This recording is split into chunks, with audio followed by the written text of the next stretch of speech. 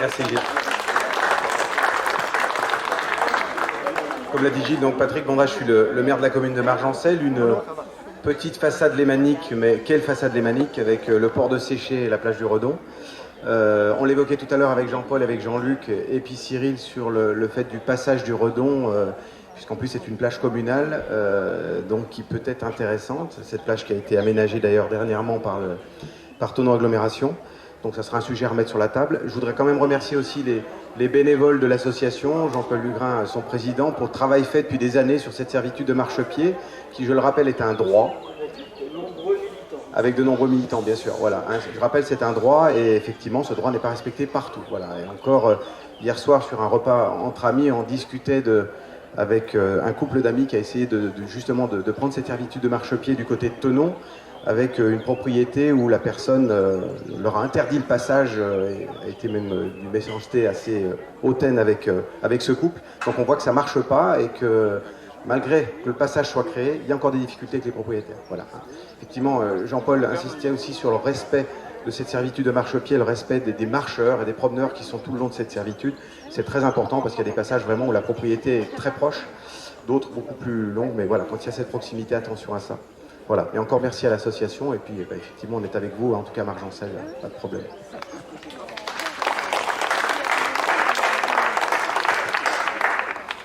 Bien, tout d'abord, merci beaucoup, cher Jean-Paul, à toi et l'ensemble des bénévoles de l'association pour l'invitation pour ce matin. Alors, à titre personnel, vu le cadre où on vit, je suis bien plus heureux d'être ici que sur les îles Baléares. Ça, je le dis très clairement. Enfin, la preuve, on est avec la petite balade qu'on a pu faire ce matin, c'est juste exceptionnel. Bravo pour ces 10 ans. Parce que c'est 10 ans de travail intense sur un sujet qui est très très complexe, ça je crois que tout le monde l'a souligné. Aujourd'hui on essaye de travailler ensemble, hein. Alors peut-être que ça ne va pas suffisamment vite à certains moments, mais c'est un sujet qu'il faut qu'on prenne, nous aussi les maires, en considération. Nous sur la partie de la commune de Siers, on a une grande partie qui est déjà accessible, on a encore des petits points d'achoppement. On a réussi à ouvrir l'année dernière sur le Droncet, donc on a pu mettre une petite passerelle, on a pu ouvrir aussi la haie avec le restaurant des pêcheurs à côté via la propriété communale, donc ça a permis de libérer cette partie-là. C'est pas grand-chose sur la totalité du linéaire, mais c'est déjà un début.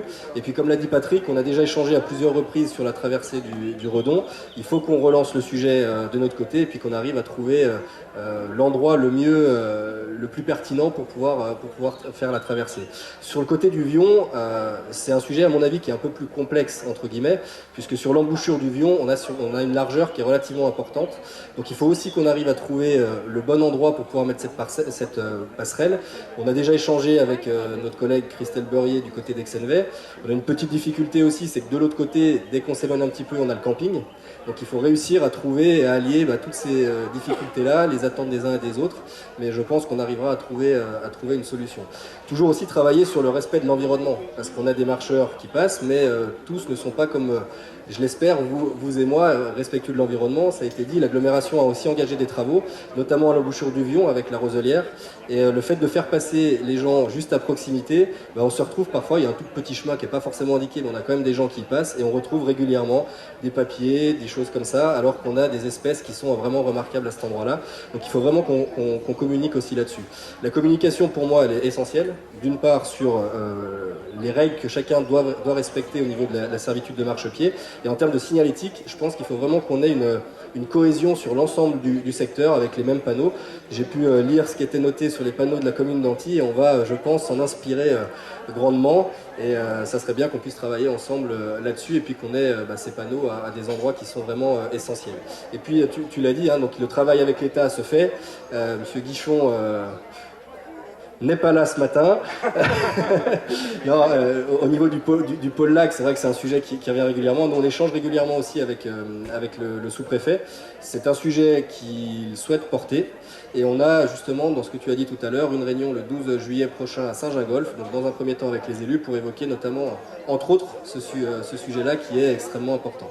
Voilà, en tous les cas, nous, on fera le nécessaire dans la limite de ce qu'on peut faire aussi sur notre commune.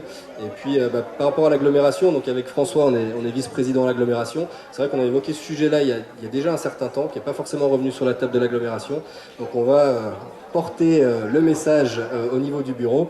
Et puis on verra, alors c'est ou moi qui suis en charge de la mobilité ou François de la transition écologique, mais je pense que ça peut être intéressant que François s'en occupe pour pouvoir porter ce sujet-là et effectivement le faire avancer entre nos deux collectivités, le Pays d'Évian et Putonneau Agglomération.